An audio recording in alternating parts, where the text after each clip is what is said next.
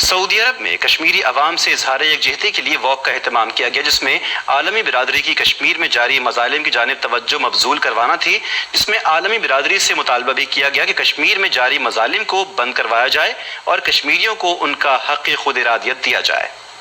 سعودی دارالحکومت ریاض میں سفارتخانہ پاکستان کی جانب سے ڈپلومیٹک کوارٹر میں پاکستانی سفیر راجہ علی اعجاز کی قیادت میں ہونے والی واک میں سفارتی عملے سمیت پاکستانی اور کشمیری کمیونٹی کے مختلف افراد نے شرکت کی۔ سفارتخانہ پاکستان سے شروع ہونے والی 3 کلومیٹر لمبی واک دنیا کے مختلف سفارتخانوں سے ہو کر گزری، جس کا مقصد دنیا بھر کی توجہ مقبوضہ کشمیر میں جاری باطی مظالم کی جانب توجہ مبذول کروانا تھا اور پاکستانیوں کو ترغیب دینا تھا کہ وہ مقبوضہ کشمیر کے عوام کے ساتھ بھرپور انداز میں اظہار یکجہتی کریں اور دنیا بھر میں مسئلہ کشمیر کو اجاگر کریں۔ اس موقع پر سفیر پاکستان راجہ علی اعجاز نے کہا کہ جب تک بھارت کشمیریوں کو ان کا حق خود ارادیت نہیں دیتا، تب تک پاکستان کشمیریوں کی سیاسی، سفارتی اور اخلاقی حمایت جاری رکھے گا۔ اپنے اینڈز پہ بھی وہ اپنے اکٹھے ہو کے وہ چل سکتے ہیں،